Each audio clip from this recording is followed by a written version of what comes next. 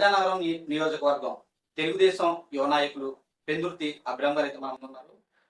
ఆయన పెందుర్తి ట్రస్ట్ ద్వారా కొన్ని సేవా కార్యక్రమాలు అయితే చేయడం జరిగింది. వారి మాటలోనే అడిగి తెలుసుకున్నాం. సార్ నమస్తే సార్. సార్ మీరు పెందుర్తి సేవా కార్యక్రమాలని స్టార్ట్ చేసి ఇక్కడ ఈ నియోజకవర్గం వ్యాప్తంగా చాలా సేవా కార్యక్రమాలు చేశారు. సార్ చెప్పండి, ఏంటి దాని పట్ల మీరు ప్రజలకి ఇంకా ఎటువంటి ఏ విధంగా మీరు ముందుకు వెళ్ళాల్సుకోమని? ముఖ్యంగా మీకు మా నియోజకవర్గ ప్రజలందరికీ కూడా నమస్కారాలు. పెందుర్తి సేవా సమితి అన్నది నేను ఈ రోజు స్థాపించింది కాదు. పెందుర్తి సేవా సమితి అన్నది 2003లో మా నాన్నగారు శ్రీ పెందుర్తి వెంకటేష్ గారు స్థాపించడం జరిగింది. నియోజకవర్గ వ్యాప్తంగా అప్పటి ఊరుపూడి నియోజకవర్గంగా ఉన్నటువంటి 2003లో ఆయన ఈ సేవా సమితిని ఏర్పాటు చేయడం జరిగింది. ఇప్పుడు యువకులకి కానీ విద్యావంతులకి కానీ చదరంగం పోటీల ద్వారా ఆయన ఈ సేవా సమితిని మొదలు పెట్టడం జరిగింది.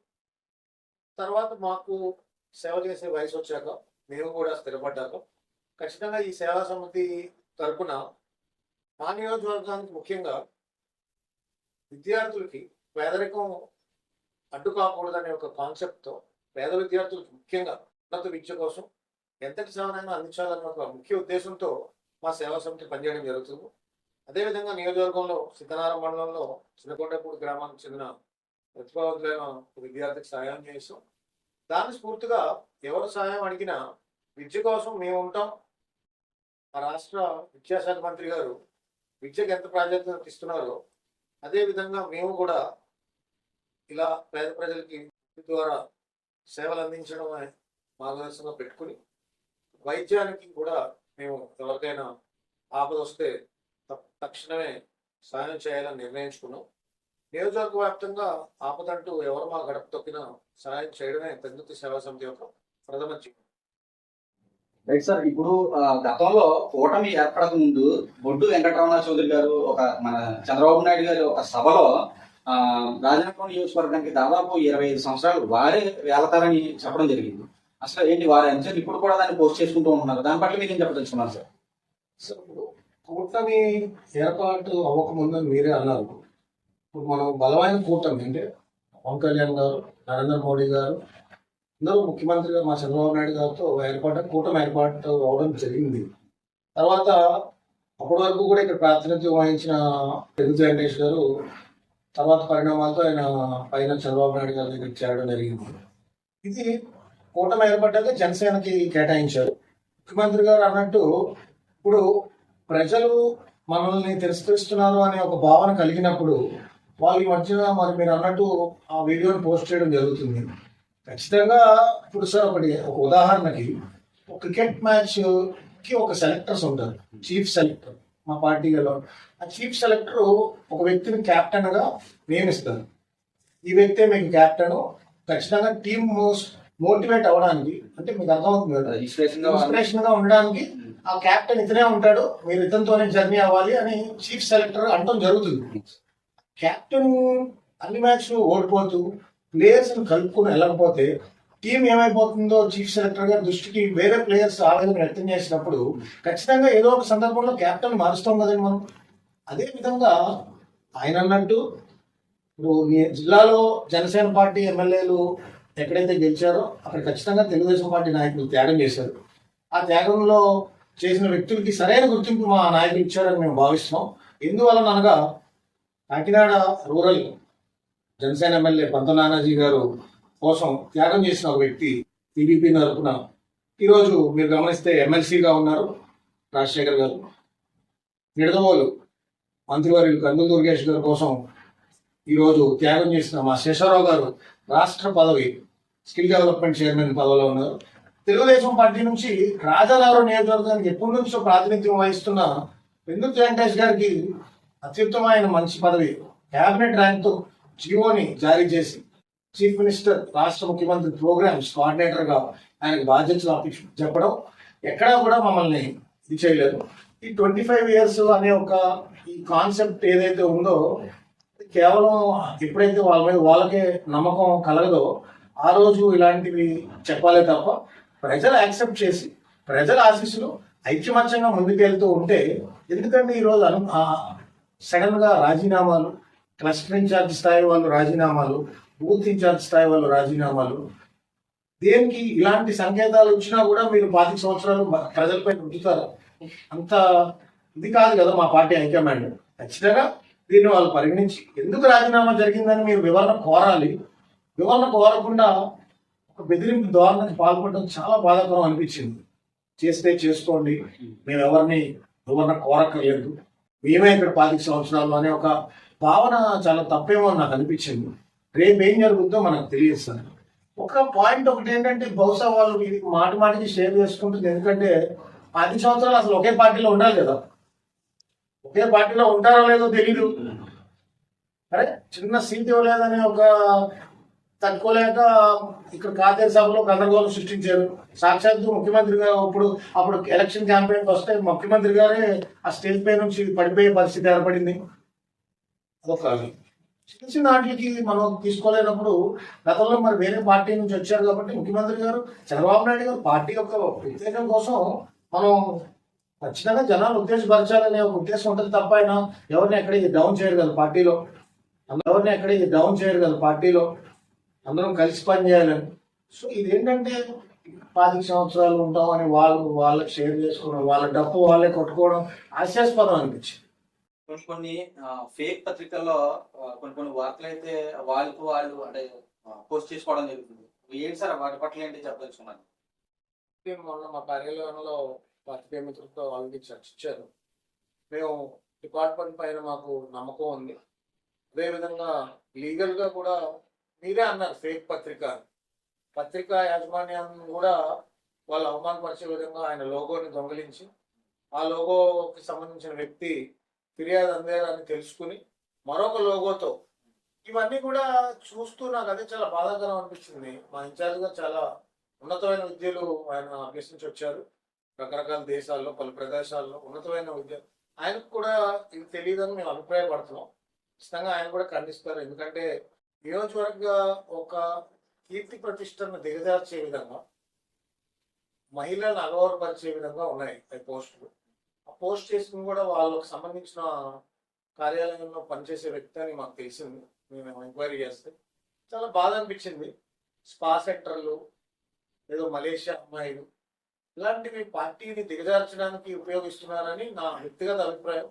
అంటే అటువంటి పత్రికలకు ఏదైనా RNA నెంబర్ అని ఒకటి ఉంటుంది. అటువంటి RNA నెంబర్తో ఏమైనా నమోదై ఉన్నాయంటారా? అది అసలు ఏమీ తెలియదు. ఒక ఎడిటింగ్ లేదు, అదొక డెస్క్టాప్ ఎడిటింగ్ అని విచారంలో కూడా మేము ఇక్కడ కొంతమంది డిపార్ట్మెంట్ వాళ్ళు రెండు అధికార పార్టీలు కాబట్టి వాళ్ళ ఒత్తిళ్ళు వాళ్ళకు ఉన్నాయి.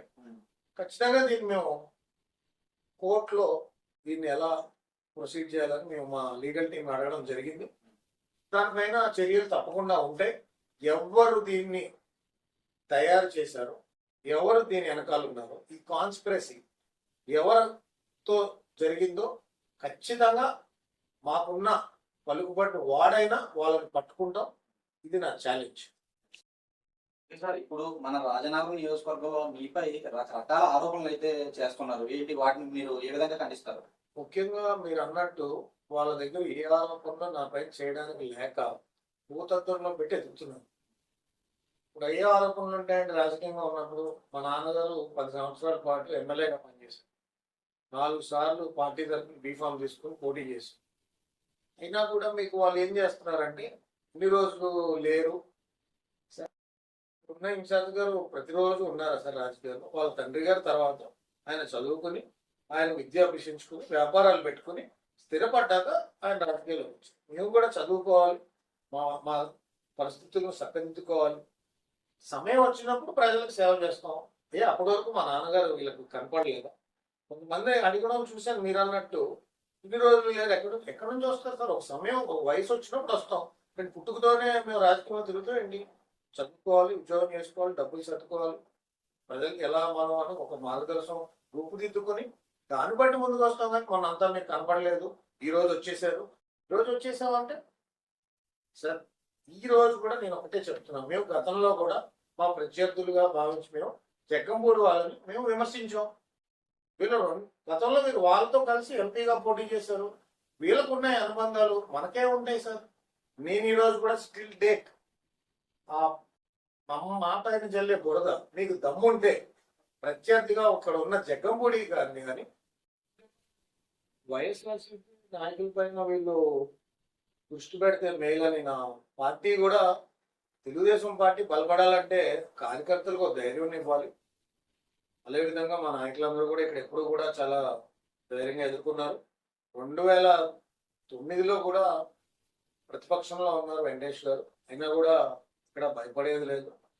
అదేవిధంగా నేను కూడా ఈ వైఎస్ఆర్సీపీ పార్టీ మా నియోజకవర్గంలో కనుమరుగు కావడం ఖాయమని జనసేన పార్టీ ఎమ్మెల్యే గారు కూడా చాలా బలంగా వాళ్ళని తిప్పుకొట్టారు. మా పార్టీ కూడా వాళ్ళని ఎదుర్కొంటామని. ఇక్కడ ఉన్న అవతల వాళ్ళకి మా సూచన ఏంటంటే, ఏమైనా ఉంటే వైఎస్ఆర్సీపీ పైన కానీ, మాజీ ముఖ్యమంత్రి గారు కానీ, పులివెందుల శాసనసభ్యుల మీద కానీ, మీ స్థాయి పెద్దది కాబట్టి మేము చేయకూడదు విమర్శలు, మీరు చేయండి విమర్శ. మీరు ఎంతసేపు సొంత పార్టీ పైన విమర్శ చేయడం హాస్యాస్పదంగా ఉంది. మరి గత పరిచయాల వల్ల లేదనుకో ఏదైనా ఇప్పుడున్న గత మంత్రివర్యులు ఐటీ పాత గవర్నమెంట్లో ఐటీ మంత్రివర్యులతో వాళ్ళకున్న సాఫ్ట్వేర్ కంపెనీల వల్ల, మరి ఏ పరిచయాల వల్ల, లేకపోతే విజయమ్మ గారితో వాళ్ళకున్న సత్సంబంధాల వలన, మరి ఎందుకో కానీ ఇక్కడ ఒకటే మీరు గమనిస్తే ఇక్కడ ఒకటే వైఎస్ఆర్సీపీ ఎక్కువ దూకుడుగా ఉంది. ఏమన్నా వైఎస్ఆర్సీపీ వాళ్ళ మీద మీరు మీ డెస్క్టాప్ ఎడిటింగ్లు, మీ టాలెంట్ ఏమైనా ఉంటే వాళ్ళపైన వాడాలని మేము తెలియజేసుకుంటే, మేము వాళ్ళని ఎదుర్కోగలిగే శక్తి కానీ ధైర్యం కానీ మాకు ఉందని డి అంటే డి అంటాం. గతంలో కూడా మేము జగంపూడి విజయలక్ష్మి గారిని మా నాన్నగారు ఓడించడం జరిగింది. అదేవిధంగా భవిష్యత్తులో ఎవరి అవకాశాలు బట్టి వారి అవకాశాలు బట్టి వాళ్ళు, మా అవకాశాలు బట్టి మావు ఎదుర్కోవడానికి మేము సిద్ధంగా ఉన్నామని, ఎటువంటి రౌడీకి ఎటువంటి బ్లేడ్ బ్యాచ్లకి మేము భయపడమని, భయపడే వాళ్ళు ఎవరైనా ఉంటే వాళ్ళ నియోజకవర్గాలకి వాళ్ళు వెళ్ళిపోతే మేలని నా యొక్క ఉచిత సలహా. ఆ విధంగా ఈ టెక్నాలజీ, డెస్క్టాప్ ఎడిటింగ్ నా పైన మాతో తిరిగే వ్యక్తుల పైన కన్నా వైఎస్ఆర్సీపీ పైన పోరాటం చేస్తే మేలు. నేను గతంలో ప్రెస్ మీట్ పెట్టి తెలియజేయడం జరిగింది. గాంజా బ్యాచ్, బ్లేడ్ బ్యాచ్, ఈ రోజుకి అంటున్నాను, వాళ్ళు బ్లేడ్ బ్యాచ్, గాంజా బ్యాచ్, నిన్నటికి నిన్న ఏది ప్రజల సొమ్ముని తప్పుదో పట్టి అరెస్ట్ అయిన ఎంపీ గారి కోసం ఏదో ఒక ఫ్రీడమ్ ఫైట్ వచ్చినట్టు అంతమంది జనాలు గుమ్ముగూడుకుని వెళ్ళడం అన్నది ప్రజలు కూడా దీన్ని ఖండిస్తున్నారు. ఒక రౌడీ వాతావరణం, ప్రశాంతమైన రాజమండ్రి ఆ జైలు రోడ్లో అల్లరి చిల్లరగా ఒక ఎంపీ గారి కోసం ఏదో ఒక ఫ్రీడమ్ ఫైట్ వచ్చినట్టు అంతమంది జనాలు గుమ్ముగూడుకుని వెళ్ళడం అన్నది ప్రజలు కూడా దీన్ని ఖండిస్తున్నారు. ఒక రౌడీ వాతావరణం, ప్రశాంతమైన రాజమండ్రి ఆ జైలు రోడ్లో అల్లరి చిల్లరగా ఒక అసాంఘిక కార్యక్రమాలు నిర్వహించినట్టు బిహేవ్ చేయడం ఏదైతే ఉందో దానికి ఖచ్చితంగా మేము అందరం ముక్తకంఠంతో ఖండిస్తున్నాం. భవిష్యత్తులో మేము దీనిపైన పార్టీ అధిష్టానాన్ని దృష్టికి తీసుకెళ్లి వీళ్ళు ఇంకా అధికారంలో ఉన్నారనే ఒక మదంతో ఏదైతే ఊగుతున్నారో వాళ్ళ తోక కట్ చేస్తామని, ఇది ఖచ్చితంగా మేము వారందరూ కూడా వాళ్ళు లిమిట్స్ లో ఉండాలని ఈరోజు మీ ద్వారా తెలియజేస్తున్నాను. ఇలా ఏదైనా వాళ్ళు కానీ మీరు అన్న సోకాల్డ్ 25 years మేమే అంటున్న వాళ్ళు దమ్ముంటే మీరు వైఎస్ఆర్సీపీ మీద పెట్టండి. వైఎస్ఆర్సీపీ నాయకుల అరాచకాలను బయట పెట్టండి. ఇక్కడ రాజీనామా చేస్తున్న మా తెలుగుదేశం నాయకుల్ని, కార్యకర్తల్ని తప్పుదోవ పట్టించి వాళ్ళని వైసీపీకి పంపించడానికి మీరు మీ వెనకాల వ్యక్తిగత సహాయకుడితో మీరు ఏ రాజకీయాలు చేస్తున్నారో ప్రజలందరూ గమనిస్తున్నారు. మీరు డబల్ డోస్ ఉంటుంది, నాది వ్యక్తిగతంగా చాలా తక్కువ లేదు సార్. అది బయట పెడితే దయచేసి మేము అది బయట సర్క్యులేట్ చేయనివద్దని పుట్టుపూర్ కింద నుంచి తీశాను, ఎక్కడెక్కడి నుంచో.